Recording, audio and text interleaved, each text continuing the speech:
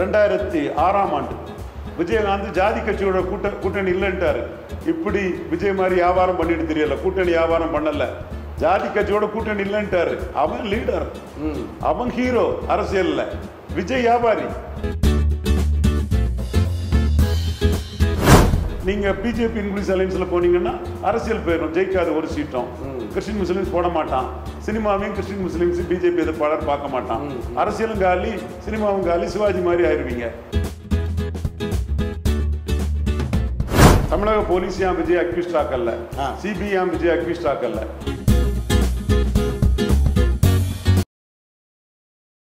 OS Tamil பார்வையாளர்களுக்கு வணக்கம். இன்றைய நேர்காணலில் நம்முடன் அரசியல் திறனாய்வாளர் திரு ரவீந்திரன் துரைசாமி அவர்கள். சார் வணக்கம். வணக்கம் சங்கர். தாவேக சிறப்பு பொதுக்குழு கூட்டம் அது நீங்கள் பார்த்துருப்பீங்க. அதில் விஜய் மற்றும் அவரது கட்சிக்காரர்கள் அவருடைய பேச்சு பற்றி உங்களுடைய கருத்து சொல்லுங்கள். பழைய குருடி கதவே திரடி, அதே தான். கூட்டணி பற்றி விஜய் முடிவெடுப்பாரு. விஜய் முதல்வர் தலைமையிலான கூட்டணி, இது மற்றவங்க சொல்லுவாங்க. மொத்த தீர்மானம் விஜய் கூட்டணியை பற்றி முடிவெடுப்பார். ஸோ விஜய் தலைமையில கூட்டணிக்கு யாரும் இதுவரை வரல. 2 மாநாடு போட்டு, வரலாற்றிலே பெரிய மாநாடு போட்டு யாருமே வரல. தினகரனும் டாக்டர் கிருஷ்ணசாமியும் விஜய் ஆப்ஷனை ஓபன் பண்ணியிருக்காங்க. இதுல தினகரன் டிஎம்கே ஆப்ஷனையும் ஓபன் பண்ணியிருக்கிறார். டாக்டர் கிருஷ்ணசாமி திமுக எதிராக தான் இருக்கிறாரு. ஆனா உதயசூரியன்ல ஒரு சீட்டுனா போயிருவார். 2011 இருந்தே அவர் எம்எல்ஏ இல்லை. ஆமா, 11க்கு பிறகு அவர் எம்எல்ஏ ஆகல. அப்ப எம்எல்ஏ ஆகிறதுக்கு அன்னைக்கு ரெட்டையில 2 சீட்டு வாங்கினார். இன்னைக்கு உதயசூரியன்ல ஒரு சீட்டுனாலும் அவருக்கு இவ்வளவு காலகட்டத்துக்கு பிறகு அவர் அதுக்கு ஓகே தான். விஜய்னா 20 சீட்டு கேட்பாரு. அது ஒரு பேச்சுவார்த்தை நடக்கணும். அதுவும் கூட்டணிங்கிற மாதிரி அவங்க ஒரு சந்திப்பு கூட நடத்தல. தினகரன் 2 ஆப்ஷனையும் ஓபன் பண்ணிட்டு இருக்கிறார். விஜய் கூட அவர் போறதா சொல்லல. விஜய் ஒரு தனி அணி அமைப்பாருன்னு தான் சொன்னார். ஸோ இவங்களோட கான்செப்ட் எல்லாம் எடப்பாடியை பலகீனப்படுத்துறது தான்.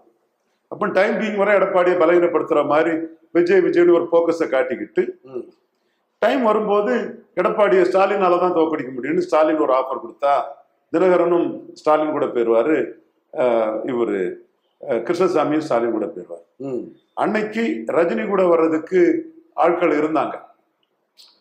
காரணம், அன்னைக்கு தினகரனுக்கு ஸ்டாலின் கூட அன்னைக்குள்ள சூழ்நிலையே போக முடியாது.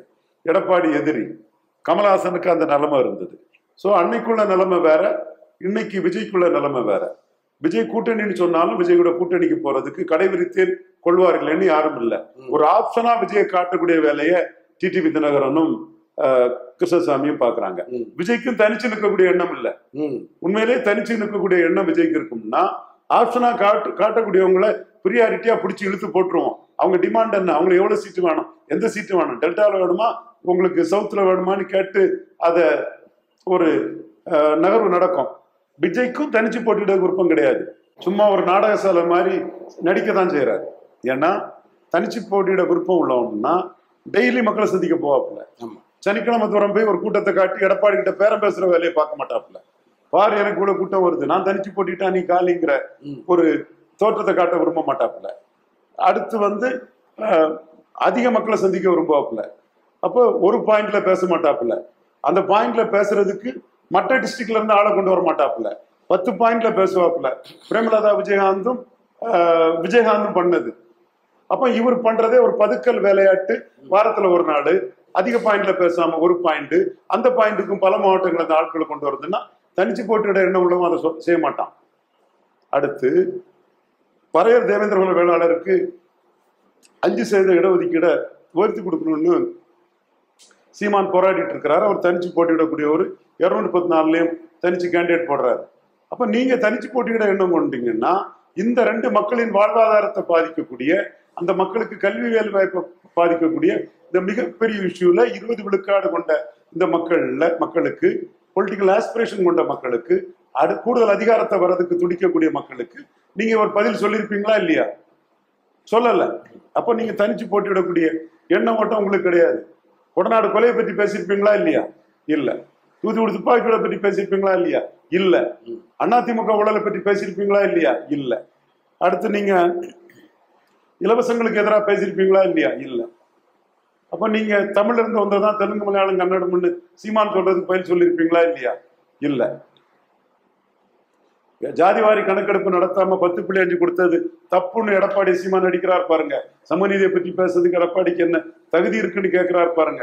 அதை நீங்க பேசியிருப்பீங்களா இல்லையா? வீரப்பனை சுட்டதை சரின்னு இன்னைக்கு அதிமுக சொல்லுவாங்களான்னு சீமான் கேட்கிறாருல்ல, அதை கேட்டிருப்பீங்களா இல்லையா? எதுவுமே கேட்கல. திமுக மட்டும் எதிர்த்துக்கிட்டு நீங்களும் தனிச்சு நின்று எடப்பாடியும் தனிச்சு நின்னா எடப்பாடிக்கு சிக்கலாயிரும்னு எடப்பாடி உங்களுக்கு சீட்டை தருவார் நீங்க எதிர்பார்த்து ஒரு ஆதாய அரசியலை, பேர அரசியலை, ஒரு நோட்டுக்கு சீட்டுக்கு பல போகக்கூடிய அரசியலை பண்றதுக்கு நீங்க தனிச்சு போட்டின்னு ஒரு போலியா பொய்யா ஒரு கம்பக்கா ஒரு தீர்மானத்தை போட்டு பத்திரிகையாளர்களை ஏமாத்துறீங்க. ஜான் ஆரோக்கியசாமிக்க வலையில விழுந்த பத்திரிகையாளர்கள் அதுல ஏமாந்து போய் நிற்கிறாங்க. பிரியன் போன்றவங்க கூட அதுல ஏமாந்து நிற்கக்கூடிய பரிதாப நிலைமையை பாக்குறோம். நான் ஏன் பிரியன்னு சொல்றோம்னா, கத்திரிக்காய் முத்துனா சந்தைக்கு வந்து போகும். பிப்ரவரி மாசம் பிரியன் நம்ம ஏமாந்துட்டோமே சார், நீங்க சொன்னது கரெக்ட் தான் சார், விஜய் மோசடி தான் சார், விஜய்க்கு வேலை, நான் ஏமாந்துட்டேன் சார்னு என்கிட்ட நம்ம நண்பர் தான் வந்து அவரே சொல்லுவாரு. ஃபெலிக்ஸ் ஜெரால்டு ஏமாந்து போய் நிற்பாரு, சவுக்கு சங்கர் ஏமாந்து போய் நிற்பாரு, ரங்கராஜ் பாண்டே அவர் ஏமாற மாட்டாரு. அவர் வியாபாரி, அரசியல் வியாபாரத்துக்காக வெப்பு ஓடுறதுக்காக பொய்யா மோசடியா தெரிஞ்சுக்கிட்டே பண்ணக்கூடிய மோசடி பேர் வெளியா ரங்கராஜ் பாண்டே இருக்கிறாரு. தெரியாம பண்ணக்கூடிய ஒரு ஆட்டு பிரியன் இருக்கிறாரு. விஜயால தனிச்சு போட்டியிட முடியாது. தனிச்சு போட்டியோட எண்ணம் அவருக்கு இல்லை, தனிச்சு போட்டியோட நோக்கம் இல்லை, அதுக்கான நடைமுறை இல்லை, அதுக்கான இஷ்யூஸ் இல்லை. ஒரு பிரஸ் மீட் கொடுத்து நான் ஏன் தனிச்சு போட்டியிட போறேன்னு சொல்ல முடியாது. எதுவுமே அவர்கிட்ட இல்லை. ஸோ அவர் தனிச்சு போட்டின்னு அவருக்கு ஆட்கள் சொல்றதெல்லாம் ஓகே, இது அரசியல சகஜம்தான். டாக்டர் ராமதாஸே கார் உள்ளவதும் கார் பார் உள்ளவரும், பாருன்னா அந்த பார் இல்ல இந்த பார்ன்னு சொல்லி சொன்னவரே கூட்டணி போயிட்டாரு. அப்போ பேரத்துக்காக தனிச்சு போட்டின்னு சொல்றது அரசியல்ல இயல்பான ஒண்ணு. அதைத்தான் விஜயும் பண்றாரு. பட் விஜய்க்கு 2 இடத்துல பேர வலிமை இருக்கு. ஒண்ணு, திமுக எதிர்ப்புல எடப்பாடி கிட்ட கூட்டணி கட்சிகள் இல்ல. அப்ப எடப்பாடி பாஜகவுக்கு அடுத்து விஜய்க்கு சீட்டு கொடுக்க தயாரா இருக்காரு. ராஜேந்திர பாலாஜி மூலமா பாஜகவை அடுத்து விஜய்க்கு சீட்டு கொடுக்க தயாரா இருக்கிறார். அடுத்தபடியா காங்கிரஸ் ஸ்டாலினை அட்ஜஸ்ட் பண்ணி, இவர் என்னதான் ஸ்டாலினை கடுமையா வைத்தாலும் சரி சின்ன பிள்ளை பேசுறதை விட்டுட்டு போங்கன்னு ஒரு இதை சொல்லிக்கிட்டு தங்களுக்குள்ள சீட்டை குறைச்சிக்கிட்டு காங்கிரஸ் வந்து Vijay, TTV, OPS, doctor Ramadoss, Premalatha Vijayakanth, இவங்க யார் இண்டி கூட்டணிய, அவங்களோட இந்தியா கூட்டணிய பலப்படுத்த யார் வந்தாலும் அதை சேர்த்துக்கிறதுக்கு காங்கிரஸ் தயாரா இருக்கிறாங்க. இந்த அடிப்படையில தான் பிகாஸ் இன்சாம் பார்ட்டின்னு ஒரு மீனவர் கட்சி, முகேஷ் சகானிங்கிறோட கட்சி பீகார்ல 18 சீட்டு நிற்கிறாங்க. அவங்க என்டிஏல 6 சீட்டு நின்னவங்க. இங்க 18 சீட்டு அவங்க கொடுத்துருக்காங்கன்னா அதுல 10 சீட்டு கிட்ட காங்கிரஸ் குறைச்சு வாங்கியிருக்காங்க. காங்கிரஸ் குறைச்சு வாங்கிக்கிட்டு இந்தியா கூட்டணியை பலப்படுத்துறதுக்கு தோத்து போன பீகார்லயே அதை செய்யறாங்க. இங்க வந்து வெற்றி பெற்ற இடம். ஸ்டாலினை பலப்படுத்துறதுக்கு அவங்க எதையும் செய்ய தயாரா இருக்கிறாங்க. ஸ்டாலின் வந்து அவங்களுக்கு இந்திய அளவுல 38 எம்பி 39 எம்பின்னு கான்ட்ரிபியூட் பண்ணவர். சோ அவரை பலப்படுத்துறதுக்கு விஜய் என்டிஏக்குள்ள பேரக்கூடாது, அமித்ஷா ரூட்ல பாஜகவுக்குள்ள பேரக்கூடாதுங்கிறதுக்காக காங்கிரஸ் வந்து தங்கள் சீட்டை கூட குறைச்சிக்கிட்டு விஜய பேரத்துல உள்ள எடுக்கிறதுக்கு இது வாய்ப்பு இருக்கா சார்? விஜய் வந்து திமுக அணியில அல்லது காங்கிரஸ் இருக்கிற இடத்துல கூட திமுக ஆதரவோட நிக்க வாய்ப்பு இருக்கா சார்? அப்படி ஒரு வாய்ப்பு இருக்குன்னு காட்டி எடப்பாடி கிட்ட அதிக சீட்டு வாங்குவாரு. ராமதாஸ் ஸ்டைலு. ஜான் ஆரோக்கியசாமி ராமதாஸ் இருந்தவர் தானே. நீங்க எதுவுமே அரசியல்ல முடிந்த முடிவா எதையும் எடுக்காதீங்க. வாய்ப்பு இல்லைன்னு கூட எடுத்துக்கிடுங்க. ஆனா அதை காட்டி இங்க பேரம் பேசுவாங்க. ஃபார் எக்ஸாம்பிள் 2009ஆம் ஆண்டு மக்களவை தேர்தலில் கேப்டன் விஜயகாந்த ஜெயலலிதா யாரும் சேர்த்துக்கிட்ட தயாரா இல்லை, வாய்ப்பு இல்லை. ஆனா நான் வாய்ப்பு இருக்குங்கிற ஒரு பயத்தை கலைஞருக்கு கொடுத்துட்டேன்.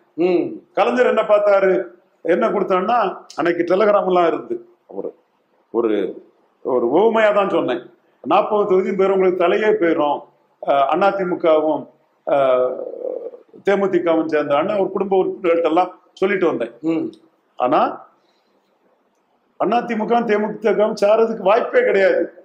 கலைஞர் வந்து ராமதாஸ ஜெயலலிதா கிட்ட தள்ளி விட்டுட்டாரு. என்னோட நோக்கப்படி ராமதாஸ சீரோவாக்கி விட்டுட்டேன் பாமகவை. அது என்னோட ஒரு அரசியல் நகர்வுல நடந்தது. சான்ஸ் எடுக்க முடியாதுங்கிற புள்ளியில ஒருவேளையில விஜயகாந்த் ஜெயலலிதாவும் சேர்ந்துட்டா நம்மளை பாதிச்சிருமோன்னு கலைஞர் வந்து ராமதாஸ அதை தடுக்கிறதுக்கு ஜெயலலிதா சைடு அனுப்பி விட்டுட்டாரு. அதே மாதிரி 2006ஆம் ஆண்டு விஜயகாந்த் ஜாதி கட்சியோட கூட்டணி இல்லைன்ட்டாரு. இப்படி விஜய் மாதிரி வியாபாரம் பண்ணிட்டு தெரியல, கூட்டணி வியாபாரம் பண்ணல, ஜாதி கட்சியோட கூட்டணி இல்லைன்ட்டாரு. அவன் லீடர், அவன் ஹீரோ அரசியல்ல, விஜய் வியாபாரி. அப்ப ஜாதி கட்சியோட கூட்டணி இல்லைன்னு விஜயகாந்த் சொல்லிட்டாரு. நாம என்ன பண்ணோம்னா விஜயகாந்த் திருமாவளவன் சேர்ந்தா 30 தொகுதியில அதிமுக 3வது போயிரும். தர்மபுரி டிஸ்ட்ரிக்ட், சிதம்பரம், கடலூர்னு 30 தொகுதி லிஸ்ட ஒரு சண்முகன் ஒரு முக்குலத்தோர் தம்பி இருந்தான், திருமலர்ல ஹெட்டிங்கே அடிச்சு விட்டுட்டான். அவன் வந்து சமூக நீதி பார்வையில பண்ணி விட்டுட்டான். அதுல ஜெயலலிதா மறண்டு, நடராஜன் மறண்டு, இது நடந்துருமோன்னு 8 சீட்டை இவரு திருமாவளவனுக்கு கூட்டணியில கூட்டு கொடுத்துட்டாங்க. சோ அரசியல் அரங்கத்துக்குள்ள நடக்கும் நடக்காதுங்கிறது நம்ம எடுக்கிற முடிவு அல்ல. அதுல பிளேயரா இருக்கக்கூடியவங்க நடந்துட்டா தனக்கு என்ன பாதிப்புங்கிறது தான் அவங்க முடிவு. இப்ப ஸ்டாலினே எடப்பாடி கூட விஜய் போகாண்டான்னு நினைக்கிறார். விஜய் பலம் நிரூபிக்காதவர் தான், நான் சொல்ற மாதிரி அன்டெஸ்டட் நாட் தான். போனா ஒரு சிறு அளவாவது பாதிக்கும்.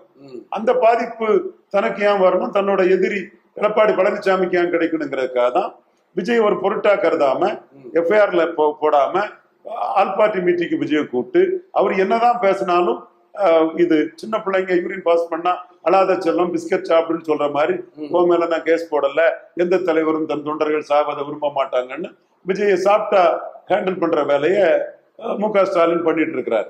So M K. Stalin Vijay BJP inclusive அலைன்ஸுக்குள்ள போக மாட்டாருன்னு சான்ஸ் எடுக்க முடியாது. அப்ப போயிட்டா அதை தடுக்கிறதுக்கு என்ன, அங்க 20 சீட்டு கொடுப்பாங்க, 20 சீட்டு தான் சொல்றாங்க. அப்ப இங்க ஒரு 7-8 சீட்டு காங்கிரஸ் ரூட்ல உள் ஒதுக்கீடாட்டு, புதுச்சேரியில ஒரு 5, தமிழ்நாட்டுல ஒரு 5 வாங்கிட்டு போறதுக்கு அவர் சம்மதிப்பாருன்னா ஸ்டாலினுக்கு அது ஓகே. உங்களுக்கு அது புரியுது இல்லையா? புரியுது. பலன் நிரூபிக்காத விஜய, கூட்டம் சேர்க்கும் சக்தி கொண்ட விஜய, தொண்டர் ரசிகர் பலம் கொண்ட விஜய சீரோன்னு காட்ட முடியாது. இப்ப எங்க அண்ணன் சிவாஜி 84ல வெளியேறினார். அங்க ராஜீவ் காந்தி மிரண்டுட்டார். குண்டராவும் ஆர் வெங்கட்ராவனும் இவரை உள்ள வெளியே விடக்கூடாதுன்னு 5 எம்பி 20 எம்எல்ஏ கொடுத்தாங்க. பலம் நிரூபிக்காத சிவாஜிக்கு 5 எம்பி 20 எம்எல்ஏ கொடுத்தாங்க. அதே மாதிரி விஜய் வந்து ஸ்டாலினுக்கு தேவையில்லை, நீங்க சொன்ன மாதிரி நடக்காது. ஒருவேளையில விஜய் வந்து அதிமுக பாஜக கூட்டணிக்கு போறதை தடுக்கிறதுக்கு ஒரு குறிப்பிடத்தக்க சீட்டை காங்கிரஸ் மூலமா உள் ஒதுக்கீடாட்டு கொடுக்கறதுக்கு வாய்ப்பு இருக்குது. அதுக்கு விஜய்க்கு மட்டுமில்ல, அந்த சான்ஸ் தினகரனுக்கு டைரக்டா கொடுத்துருவாரு. ஓபிஎஸ், தினகரன், தேமுதிக, டாக்டர் ராமதாஸ் 4 பேருக்கும் டைரக்டாட்டே வாய்ப்பு இருக்கு. விஜய்க்கு காங்கிரஸ் ரூட்ல வாய்ப்பு இருக்குது. சோ அரசியல்ல வந்து நிரந்தர எதிரிகளும் இல்ல, நிரந்தர நண்பர்களும் இல்ல. சரி, விஜய் என்ன பண்ணிட்டாராம் ஸ்டாலின்? ஏன் எதுக்கணும்? இன்னைக்கு மிக கடுமையான ஏன் எதுக்கணும்? ரீசன் என்ன? சீமான் சொல்றதுக்கு இன அழிப்புக்காக எதுக்குறாங்கிறாரு. தனிப்பட்ட இதுக்காக ஒண்ணும் இல்ல, என் இனத்தை அழிச்சது கருணாநிதி குடும்பத்தை நான் எதுக்காங்கிறாரு. ஸ்டாலின் இவரு என்ன சொல்றாரு? இன அழிப்புக்காக எதுக்காரா? அப்படின்னா ராகுல் காந்திட்ட போய் இன அழிப்பு நடந்தப்போ ராஜ்சபாக்கு போய் நின்னாரு. தன்னோட சுயநலத்துக்கு எதுக்குறாரு. சுயநலத்துக்கு எதுக்குறாங்க, லாபம் வரும்னா ஏன் காம்ப்ரமைஸ் பண்ண மாட்டான். கொள்கை ரீதியால வந்து காங்கிரஸும் பாஜகவும் காம்ப்ரமைஸ் பண்ண முடியாது, கம்யூனிஸ்டும் பாஜகவும் காம்ப்ரமைஸ் பண்ண முடியாது. சுயநலத்துக்காகவே எந்த கொள்கையும் இல்லாம அரசியல் எதிரின்னு, என் கொள்கை வந்து திமுக கொள்கை தான், ஆனா எனக்கு அரசியல் எதிரி திமுகன்னா இதனால உனக்கு அரசியல் எதிரி கேள்வி இருக்குது இல்ல. அப்ப தனிப்பட்ட ஏதோ வன்மம் காழ்ப்புணர்ச்சி அதை தூரத்துக்கு போட்டுட்டா முடிஞ்சு போச்சே. அப்போ நீங்க வேற வழி இல்ல. நீங்க பிஜேபி இன்க்ளூசிவ் அலைன்ஸ்ல போனீங்கன்னா அரசியல் போயிடும், ஜெயிக்காத ஒரு சீட்டும். கிறிஸ்டின் முஸ்லிம்ஸ் போட மாட்டான், சினிமாவையும் கிறிஸ்டின் முஸ்லிம்ஸ் பிஜேபி எதிர்ப்பாளர் பார்க்க மாட்டான். அரசியலும் காலி, சினிமாவும் காலி, சிவாஜி மாதிரி ஆயிருவீங்க. அப்ப அதை தடுக்கிறதுக்கு, கண்ணியமா வெளியேறதுக்கு காங்கிரஸ் ரூட்ல சீட்டு கொடுத்தா ஏன் போக மாட்டாரு? எங்க கடைசி நிமிஷத்துல போயிட்டா நீங்க என்ன தூக்கல போட்டுருவீங்களா? என்ன பண்ண முடியும்? அவர் முடிவு தானே. அரசியல்ல இந்திரா காந்தி அம்மையார் சஞ்சீவ் ரெட்டியை ப்ரப்போஸ் பண்ணாங்க. தான் அரசியல சர்வே ஆகிறதுக்கு பிவிகிரியை ஒர்க் பண்ணி, பிவிகிரிக்கு மனச்சாட்சி ஓட்டு போட சொல்லி ஒர்க் பண்ணி ஜெயித்தாங்க. சோ திமுக கூட போனா ஸ்டாலின் கொடுக்கறது எம்பி போஸ்ட், எம்எல்ஏ போஸ்ட். பாஜக இன்க்ளூசிவ் அலைன்ஸ்ல போய் ஒண்ணும் இல்லாம சிவாஜி மாதிரி போறதோட அதை தடுக்கிறதுக்கு ஸ்டாலின் ஒரு ஆஃபர் கொடுக்கிறாருன்னா அந்த ஆஃபரை காங்கிரஸ் ரூட்ல ஏன் எடுக்க மாட்டாரு? ஏன்னா இவரால தனிச்சு நிற்க முடியாது. இன்னைக்கு அந்த பொதுக்குழு மேடையில் அவர் பேசின 15 நிமிஷமும் திமுகவை மிக கடுமையாக திட்டியிருக்காரு. முதல்வர் மு.க. ஸ்டாலினை தனிப்பட்ட முறையில் தாக்குறாரு. அதே போல் 100% நாங்கள் தான் 2026 ஜெயிப்போம் அப்படின்னு ரொம்ப உறுதியாக சொல்றாரு விஜய். 40 கேண்டிடேட் கூட போட்டுவிட மாட்டாரு, 200% கூட ஜெயிப்போம்னு சொல்லுவாரு. ஏன் இவர்கிட்ட கமல்ஹாசனோட கூட இவர்கிட்ட கேண்டிடேட் கிடையாது. பார்லிமெண்ட்ல கமல்ஹாசன் 39 கேண்டிடேட் போட்டாரு. இவர் 100% சட்டமன்றத்தில் ஜெயிப்பாருன்னா என் பார்லிமெண்ட்ல கேண்டிடேட் போடல, ஏன் ஓடினாரு? ஏன் விக்கிரவாண்டில ஈரோடு கிழக்கை விட்ட கோளை நாய்கள்னு சீமான் சொல்றதுக்கு என்ன பெயர் சொல்றாரு? 100% அசம்பிளில ஜெயிக்கக்கூடியவர் விக்கிரவாண்டில ஏன் ஜெயிக்க மாட்டாரு? ஏன் ஈரோடு கிழக்குல ஜெயிக்க மாட்டாரு? ஏன் களத்தை விட்டு ஓடுனீங்க? நீங்க இது சொல்றது பேசுறது எல்லாமே பேரம் பேசுறதுக்கு தான். ஸோ உங்க நோக்கம் தனிச்சு போட்டியிடக்கூடிய நோக்கம் உங்கள்கிட்ட இல்லை. தனிச்சு போட்டக்கூடிய அளவுக்கு உங்கள்கிட்ட கொள்கைகள் இல்லை, கோட்பாடுகள் இல்லை, இஷ்யூஸ் இல்லை. உங்க 2ஆம் கட்ட அரசியல் வியாபாரிகள் பல கட்சி மாறின எவனும் தனிச்சு போட்டியிட தயார் இல்லை. உங்க மாவட்ட நிர்வாகிகள் தனிச்சு போட்டியிட தயார் இல்லை. உங்க தொண்டர்கள் தனிச்சு போட்டியிட தயார் இல்லை. ஸோ இது பேரம் பேசுறதுக்கு ஒரு ஃப்ரே ஃபேஸ் காட்டுறதுக்கு பேசக்கூடிய ஒரு விஷயம். இந்த கரூர் சம்பவம் அது நீங்க ஒரு பொருட்டு இல்லைன்னு நீங்க சொல்லிட்டீங்க. இருந்தாலும் இன்னைக்கு நடந்த அந்த நிகழ்வை வச்சு நான் சொல்றேன், கேட்கிறேன். இந்த கரூர் சம்பவம் முழுக்க முழுக்க திமுகவோட சதிதான். இதுக்கெல்லாம் முழு காரணம் முதல்வர் தான். 3 மணிக்கு அவருக்கு எப்படி சார்ட்டர் பிளைட் கிடைச்சி அவர் போனாரு. இந்த மாதிரி கேள்விகளை விஜய் எழுப்புறாரு இன்னைக்கு. இது வேற யாரோ அவங்க கட்சியில் இருக்கிற 2ஆம் கட்ட ஆட்கள் கேட்கல. சீமான் இந்த விஷயத்துல கேட்கறதா நியாயமா இருக்கு. தமிழக போலீஸ் ஏன் விஜய் அக்யூஸ்ட் ஆக்கல, சிபிஐ ஏன் விஜய் அக்யூஸ்ட் ஆக்கல? ஏன் அக்யூஸ்ட் ஆக்கலன்னா விஜய் எடப்பாடி கூட சேர்ந்துடக்கூடாதுன்னு ஸ்டாலின் நினைக்கிறாரு. விஜய் காங்கிரஸ் கூட சேர்ந்துடக்கூடாதுன்னு, அதாவது திமுக இன்க்ளூசிவ் இண்டி கூட்டணி சேர்ந்துடக்கூடாதுன்னு பாஜக நினைக்கிறாங்க. இதுதான் உண்மை. விஜய் சொல்றது சும்மா, சீமான் சொல்றது கரெக்ட். இப்போ இந்த தாவேக்கா மேல தப்பே இல்லையா சார்? இந்த இதுல நான் ஜெனரலா கேட்கிறேன். அரசியல் மேட்டரே இல்லை, அது பெரிய மேட்டரே இல்லைங்க. ஒரு ஆக்சிடென்ட் நடந்ததுன்னா டிரைவர் மேல வழக்கு போடணும். தாவேக்கா எடப்பாடியோட பேரக்கூடாதுன்னு ஸ்டாலின் நினைக்கிறாரு, அதனால போடல. தாவேக்கா காங்கிரஸ் ரூட்ல ஸ்டாலின் கூட பேரக்கூடாதுன்னு சென்ட்ரல் நினைக்கிறாங்க, அதனால அவங்களும் போடல. சீமான் தான் இதை கரெக்டா விஜய் தான் குற்றவாளி, ஏன் அவர் மேல எஃப்ஐஆர்ல அவரை சேர்க்கலங்கிறத 2 தரப்பையும் சீமான் கரெக்டா அடிக்கிறாரு. சீமான் கேட்கறதா இதுல நியாயம். அப்ப இன்னைக்கு இந்த பொதுக்குழுங்கிறது நாங்களும் இருக்கோம்னு காட்டிக்கிறதுக்கான ஒரு நிகழ்வு. அப்படிதான் பேரம் பேசுறதுக்கு நாங்களும் இருக்குன்னு காட்டுகிறதுக்காக ஒரு நடிப்பு தான், வேற எதுவுமே கிடையாது. அவருக்கு தனிச்சு போட்டிட்டா 40 கேண்டிடேட் கூட அவர்கிட்ட இல்லை. கமல்ஹாசனோட மோசமான லெவல்ல தான் அவரால் கேண்டிடேட் போட முடியும். அவர்கிட்ட தினகரன் கூட்டணியில 60 சீட்டு கேட்பாரு.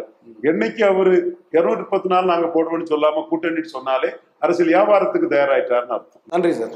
நன்றி. இந்த வீடியோ உங்களுக்கு பிடிச்சிருந்தா லைக் பண்ணுங்க, ஷேர் பண்ணுங்க, கமெண்ட் பண்ணுங்க. மறக்காம OH தமிழ் சேனலுக்கு சப்ஸ்கிரைப் பண்ணுங்க.